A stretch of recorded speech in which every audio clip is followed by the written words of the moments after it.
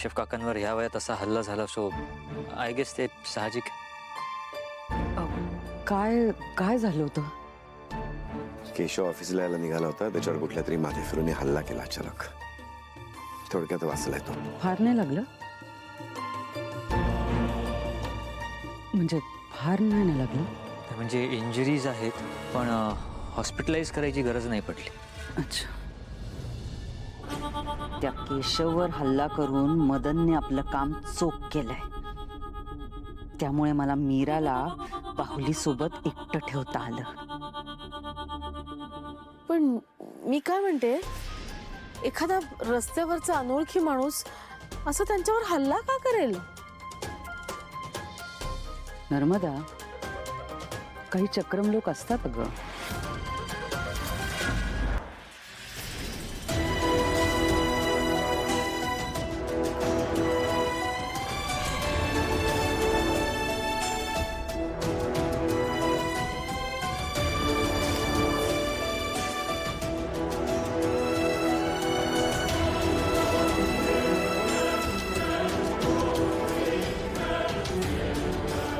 मीरा, 100% खात्रीने सांगू शकते, हा केस तुझाच आहे.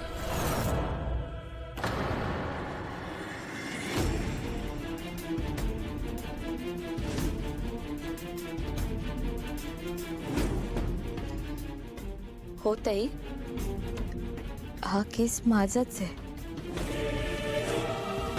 पण माझा केस या बाहुलीच्या केसांमध्ये कोणी रोवला नाही माहिती. पण काही जादू करायला ह्या अशाच गोष्टी वापरतात, म्हणजे केस, नख, असं सगळं. पण आता इथे माया तर नाही, मग कोणी केलं असेल हे सांगणं अवघड आहे.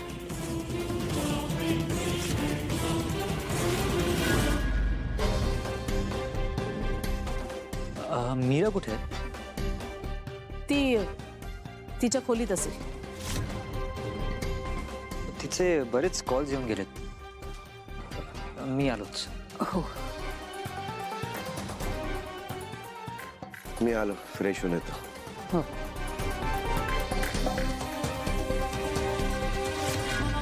आता मीराची डेड बॉडी बघून अथर्वची किंकाळी ऐकू येईल.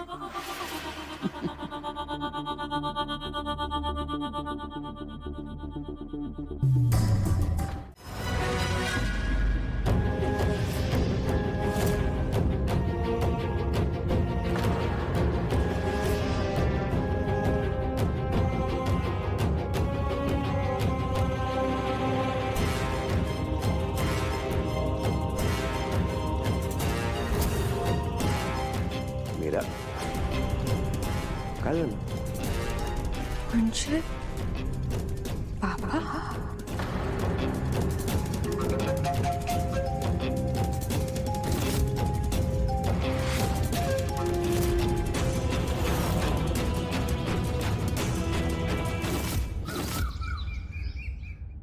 मीरा मेली होती,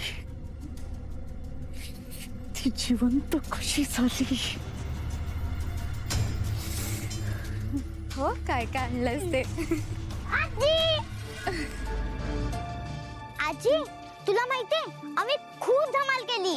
क्राफ्टचं सामान घेतलं, पाणीपुरी खाल्ली आणि बर्फाचा गोळा सुद्धा खाल्ला.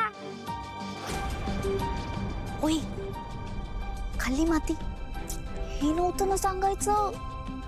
असू दे, आजी तर आपल्याच टीम मध्ये आहे. आई, अगं मीला म्हणत होते की नको खाऊस, ही थोडी ऐकते. मला सांग, या सीझन मध्ये बर्फाचा गोळा खाणं योग्य आहे का? सर्दी झाली तर? आत्या, ठीक आहे. आजी, आम्ही तुझ्यासाठी गिफ्ट सुद्धा आणलंय.